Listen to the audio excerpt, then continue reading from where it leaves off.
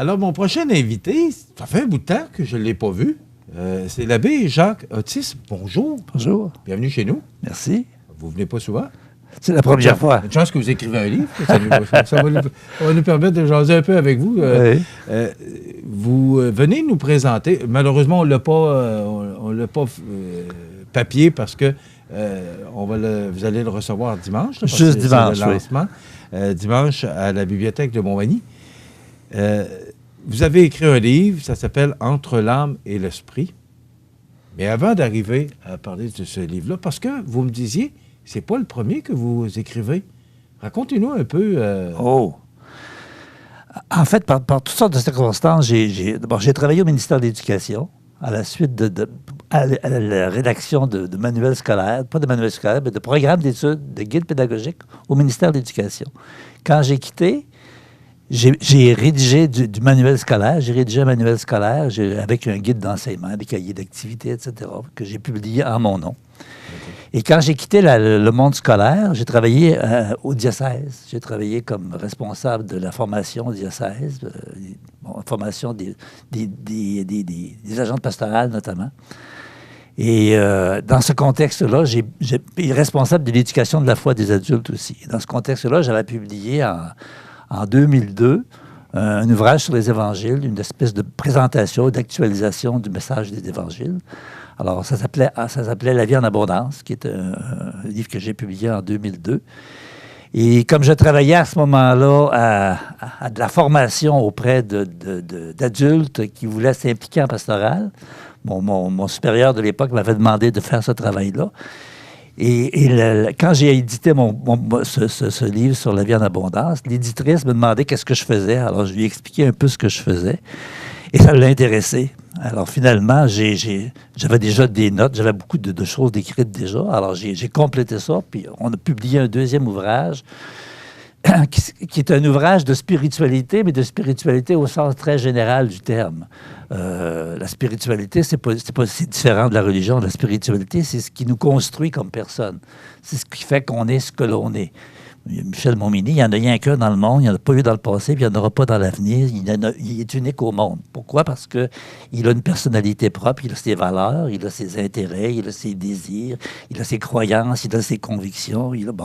La spiritualité, c'est beaucoup ça. C'est ce qui fait que l'on est ce que l'on est. Alors, j'avais préparé un ouvrage à l'époque pour aider les personnes, justement, qui veulent travailler en pastoral, des laïcs, à apprendre à se connaître eux-mêmes. Alors, ça portait à la fois sur la connaissance de soi, essentiellement, son identité, ses valeurs, son affectivité, son estime personnelle, puis la façon d'interagir avec les autres. Alors, c'est un ouvrage beaucoup plus psychologique, disons, que spirituel, mais spirituel, disons, au sens large. Mm-hmm. Celui que j'ai écrit maintenant, c'est vraiment un ouvrage de spiritualité chrétienne. Alors, on est vraiment dans l'ordre de la foi chrétienne. Alors, le titre « Entre l'âme et l'esprit », bon, ça peut sembler un peu bizarre comme titre, mais on voit un lien entre la spiritualité et le psychologique aussi. Hein? Bon.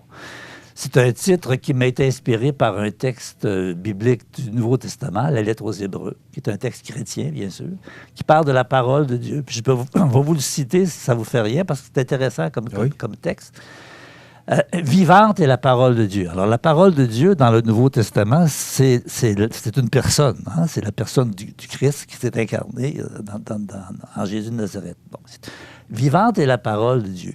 Plus puissante et incisive qu'un glaive à double tranchant, qui pénètre entre l'âme et l'esprit, entre les articulations et les moelles. Alors, c'est un texte un peu spécial, mais fort intéressant. D'abord, il nous parle de la présence de Dieu, de la présence de la parole vivante et puissante, de la parole de Dieu dans nos vies. Elle est où, cette parole de Dieu? Entre l'âme, l'esprit et le corps. Elle fait appel à toutes les dimensions de la personne. Dieu, il est présent dans nos vies dans toutes ces dimensions. Il nous connaît comme s'il nous avait tricoté, parce que c'est lui qui nous a tricoté aussi. Alors, il nous connaît parfaitement. Alors, ce texte-là, moi, il m'a toujours frappé beaucoup. Il parle de la puissance aussi de la parole de Dieu. Et incisive, coupant, c'est tranchant. Ce qu'on trouve dans les évangiles, des fois, c'est tranchant aussi. Alors, moi, ce texte-là m'a toujours inspiré, surtout parce que j'ai toujours été intéressé personnellement par les liens qui existent entre le psychologique et le spirituel. Parce qu'il y en a un. Parce qu'il y en a plein. Okay. Il y en a plein. On est des êtres complexes, on est des êtres faits à la fois de spiritualité, de psychologie, puis on a un corps. Les articulations et les moelles, c'est intéressant quand tu parles du corps, il parle des articulations. C'est les endroits les plus difficiles à pénétrer. La moelle, ça, c'est à l'intérieur des os. Mais Dieu est présent partout dans l'être humain. Il nous accompagne. Alors ce texte-là, moi je le trouve puissant, intéressant, parce qu'il nous dit beaucoup sur ce qu'est Dieu et sur sa présence dans nos vies. Alors, l'ouvrage que je parle, l'idée principale... C'est là que je voulais vous amener. Bon. L'ouvrage dont je parle, c'est essentiellement l'idée principale qui le parcourt. Il y a plein d'affaires dans ça, là. Il y a plein de choses. Là. Mais l'idée principale qui est là, c'est que Dieu est présent, il nous accompagne, il est vivant, il est puissant, il nous mène là où il veut, finalement. Et on choisit, bien sûr, on est des êtres libres, mais c'est lui c'est lui qui a le dernier mot, c'est lui qui nous guide, c'est lui qui nous inspire. On est en 2019 et bon, vous me parlez du livre que vous avez écrit, puis vous voulez en vendre, j'espère, en tout cas, que c'est l'objectif. Ben, c'est pas mon objectif. Mon objectif, c'est de faire connaître ce... Oui, mais vous parliez de foi chrétienne tout à l'heure. Bon. Ouais. On est conscient de tout ce qui se passe actuellement avec la foi. Vous en êtes conscient, vous êtes prêtre et vous voyez les églises se vident. Puis pourquoi écrire un livre aujourd'hui en 2019 alors que justement, est-ce que c'est...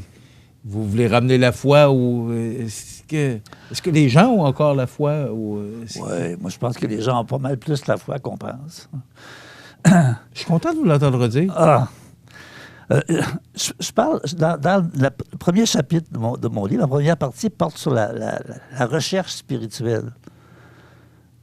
Ça peut prendre toutes sortes de formes. Tantôt, je parlais de psychologie, je parlais des valeurs, je parlais des intérêts des gens, des désirs, des passions des gens. Bon. Une des choses qui m'ont le plus inspiré à écrire ce livre-là, vous ne devinerez jamais, c'est lorsque Jean-Paul Riopelle est décédé. Quand Jean-Paul Riopelle est décédé, tout le monde disait, d'abord, on voulait faire une cérémonie d'hommage dans une église, et plein de gens, je ne sais pas si vous vous souvenez de cette histoire-là, plein de gens critiquaient le fait que ça se passe dans une église, parce que c'était un athée, disait-on, avéré. Bon. Je me souviens de la journée où il est mort, d'avoir entendu dire ça à de nombreuses reprises. Le soir même, à Radio-Canada, on présentait une entrevue que Jean-Paul Riopelle avait donnée, une des très rares entrevues qu'il ait données dans sa vie. Et il parlait de sa passion, qui était la peinture, bien sûr. Et il a dit une phrase qui m'a frappé. Il a dit « Le beau est un attribut de Dieu ». Moi, j'avais appris ça en philosophie. Le beau est un attribut de Dieu. Mais pour quelqu'un qui passait pour être un agnostique complet, un athée complet, qui se met à parler de Dieu dans une des très, très rares entrevues, alors ça m'a inspiré. D'abord, comment peut-on juger des gens? Comment peut-on dire qu'une personne n'a pas de foi ou ne croit pas ou n'a pas de valeur spirituelle? Le beau est un attribut de Dieu. C'est une façon de rechercher Dieu que de s'atteler à vouloir faire du beau puis à être un passionné de la beauté. D'ailleurs, on trouve des œuvres d'art dans toute l'histoire chrétienne, dans toutes les églises du monde pratiquement. Oui, alors, c'est un des aspects. Puis il y a d'autres éléments qui m'ont amené à réfléchir sur justement, c'est quoi la recherche spirituelle? Bon, pour beaucoup de gens, est-ce que c'est la recherche de Dieu vraiment? Ou souvent, c'est pas une recherche de Dieu, c'est une recherche de quelque chose, parce que Dieu, on n'est pas capable de le nommer. Hein? C'est quelque chose Et il y a une phrase de Saint-Augustin qui m'a toujours frappé aussi, parce que Saint-Augustin, il a eu une vie un peu olé, hein, vous êtes au courant de ça. Il commence ses confessions, Saint-Augustin, en disant ceci. Seigneur, tu nous as fait pour toi, et notre cœur est sans repos tant qu'il ne repose en toi. Seigneur, tu nous as fait pour toi. Alors, évidemment, quand il était dans sa vie d'un peu de débauche, Saint-Augustin ne pensait pas ça. Mais après qu'il ait été converti, il a été capable de relire son expérience puis de voir que Dieu nous a créés pour lui et notre cœur est sans repos tant qu'il ne repose en lui. Cette phrase-là m'a toujours, moi, touché beaucoup. Saint-Augustin commence ses confessions par cette phrase-là. Bon, c'est une phrase de quelqu'un qui a regardé, il a jeté un second regard, comme on dit, sur son passé, sur sa vie, pour en voir le sens. Hein? Alors, mais c'est un sens chrétien. Bon. Ce que je vous propose dans cet ouvrage-là, c'est un sens chrétien, justement, qui vient d'un second regard, d'une réflexion sur... en fait, tout ce que je développe là-dedans, c'est des idées auxquelles je tiens depuis très, très, très longtemps. Des petites phrases. Un message que vous voulez laisser, que vous voulez passer? D'abord, c'est probablement le dernier ouvrage que je vais publier. Là, hein. Je ne m'attends pas à l'âge que j'ai là, puis avec la condition que j'ai, qui est la mienne, je ne m'attends pas de réécrire autre chose. Donc, c'est un ouvrage qui reprend des idées, disons, que j'ai toujours jugées importantes dans ma vie, qui m'ont guidé. Je dirais que c'est comme un testament spirituel, mais ça a l'air un peu prétentieux de dire ça. Alors, je n'aime autant pas le dire, mais c'est en ce sens que c'est certainement le dernier ouvrage que je vais écrire, à l'âge que j'ai, puis avec la condition, comme je vous dis. Content de l'avoir fait? Très content. Oui. C'est un ouvrage qui... C'est quand même long. Ça prend combien de temps à écrire? Alors... Quand j'ai de la recherche.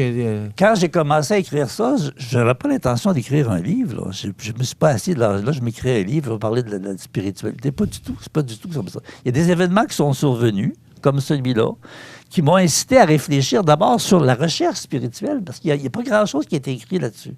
C'est quoi la recherche spirituelle? Est-ce que c'est de la recherche de Dieu? Quand on est croyant, on y croit, mais quand on y croyait...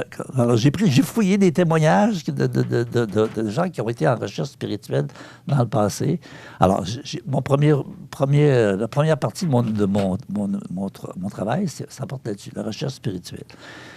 Mais dans la vie chrétienne, il y a d'autres aspects importants aussi. La rencontre avec Dieu, qui est fondamentale. La foi, s'il n'y a pas de rencontre avec Dieu, c'est pas de la foi. C'est l'adhésion à des croyances. Comme moi, je peux croire que Karl Marx existait ou que Jules César existait, mais ça ne change absolument rien à ma vie. Hein? La foi, c'est pas l'adhésion à des croyances, c'est pas ça du tout. La foi, c'est d'abord la rencontre avec quelqu'un. Alors, la rencontre avec Dieu, la relation avec Dieu et la mission. Parce qu'on est dans une église qui parle beaucoup de mission. C'est quoi le sens de la mission? Qu'est-ce que Jésus en a dit? Parce que quand on fouille l'Évangile, on scrute un petit peu. Il parle de la foi, Jésus, puis il parle de la mission. Alors, j'ai étudié ces aspects-là. Je ne suis pas un bibliste, mais je pense que je connais assez bien mes textes bibliques. Puis quand je ne connais pas quelque chose, je m'organise pour fouiller là où je peux apprendre. Voilà. C'est déjà terminé? Mais voyons donc. Ben oui, ça passe vite, hein? En effet. Entre l'âme et l'esprit, le lancement a lieu à la bibliothèque de Montmagny. C'est quand? C'est dimanche? Dimanche prochain à 1h30. OK. Voilà. Et vous aviez un événement aujourd'hui que vous vouliez parler. Oui. M. Saint-Michel, là, qui nous a envoyé un communiqué de presse là-dessus. Oui. Alors, c'est Carrefour rapidement. Spirituel. Carrefour Spirituel. C'est présenté cet après-midi à 2h et c'est repris à 7h15 ce soir. Pour ceux qui ne peuvent pas assister à l'après-midi, ils peuvent y aller en soirée. OK. Alors, ça porte sur les élections. Paraît qu'on a des élections qui s'en viennent, là. Oui. Alors, la spiritualité, ça s'intéresse aussi à ça, à la démocratie, parce que c'est des valeurs importantes dans la vie des gens, ça. La démocratie et le droit de vote. Parce que j'entends souvent des gens dire que moi, je ne vais plus voter, c'est tout pareil au même, etc.